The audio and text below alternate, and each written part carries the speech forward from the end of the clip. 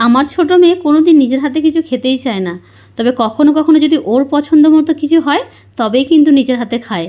আর আজকে দিয়েছিলাম ওর পছন্দের একটা মশলা, যেটা বলতেই অনায়াসে টেবিলে বসে পড়লো। ও খুব পছন্দ করে মশলাটা, কি সেই সিক্রেট মশলা দেখবেন প্লিজ। প্রথমে নিচ্ছি আমি এখানে ওটস, 2 কাপ ওটস দিচ্ছি আমি। নমস্কার, আপনারা দেখছেন রুমাস কিচেন, আমি রুমা। ওটসটা দেওয়ার পর ভালো করে শুকনো খোলায় কিন্তু ওটসটাকে ভেজে নেব। রেসিপিটা খুব ভালো খেতে হবে, ওটসটা যদি একটুখানি ভেজে নেওয়া হয় গন্ধটা ভীষণ ভালো হবে। ওটসটা ভাজা হয়ে গেছে, ভাজা হওয়ার পর ওটসটাকে আমি সাইডে রেখে দিলাম। এবার তারপরে কড়াইয়ের মধ্যে দিচ্ছি 1 চামচ ঘি। আমি কিন্তু রেসিপিটা ঘিয়েই করবো, আপনারা সাদা তেলও দিতে পারেন। সামান্য জিরে দিলাম, কারি পাতা দিলাম, অনেকগুলো বেশ কারি পাতা দিলাম, খুব ভালো গন্ধ হবে। এবার পরপর দেব কিছু ভেজিটেবল। প্রথমে দিচ্ছি এখানে বিনস কুচি, তারপর দিলাম ক্যারেট কুচি। তবে এখানে কিন্তু আপনারা আপনাদের পছন্দ অনুযায়ী কিন্তু ভেজিটেবল অ্যাড করতে পারেন। তারপর দিচ্ছি পেঁয়াজ। আর যারা নিরামিষি খেতে চান এই রেসিপিটা, তারা কিন্তু পেঁয়াজটা স্কিপ করে দিতে পারেন। এবার ভালো করে মিক্স করে নেব সব কিছু। দিচ্ছি 2 চামচ নুন।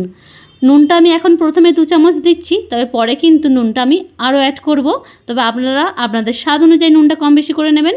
নুনটা দেবার পর ভালো করে মিক্স করে নেওয়ার পর দিচ্ছি আমি এখানে আলুটা আমি গ্রেট করে নিয়েছিলাম, তাই খুব মিহি কিন্তু হয়েছে। তো আপনারা একটু বড় করেও কেটে দিতে পারেন। আর আলুটা দিলে একটু মাখো মাখো হবে।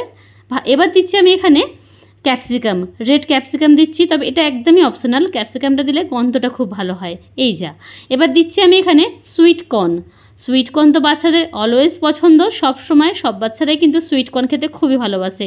তবে সুইট কর্নটা যদি সচরাচর আপনাদের কাছে অ্যাভেলেবেল না থাকে তাহলে কিন্তু স্কিপ করতে পারেন। এবার দিচ্ছি সেই সিক্রেট মশলাটা, যেটা আমার মেয়ে খুব পছন্দ করে। আর ম্যাগি মশলা তো সব বাচ্চারাই পছন্দ করে, খালি বললেই হবে এটার মধ্যে ম্যাগি মশলা আছে, ব্যাস খেয়ে নেয় খুবই অনায়াসে। আমি 2 প্যাকেট দিলাম, যেহেতু পরিমাণে বেশি করছি তাই। আপনারা যদি পরিমাণে কম করেন তাহলে কিন্তু কম দিতে পারেন, মানে একটা দিলেও হবে। দিলাম 1 কাপ ফ্রোজেন মটরশুঁটি, তবে এটা একদমই কিন্তু অপশনাল। এই কর্ন আর এই মটরশুঁটিটা কিন্তু একদমই অপশনাল, সবসময় কিন্তু সবার কাছে অ্যাভেলেবেল থাকে না।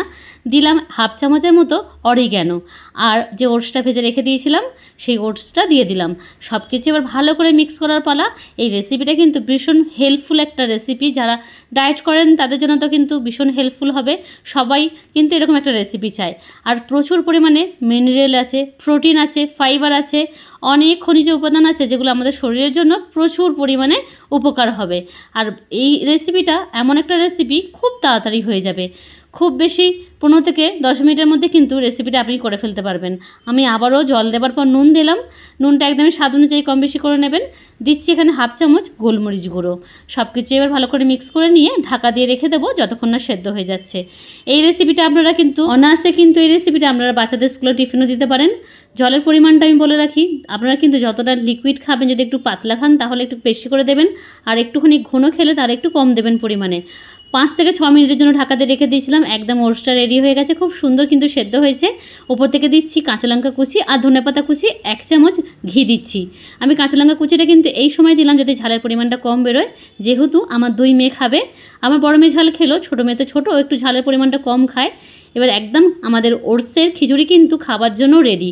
হেলদি এই ওটসের খিচুড়িটা আপনারা কিন্তু আপনাদের পছন্দ অনুযায়ী যে কোনো একটা সময় কিন্তু খেতে পারেন।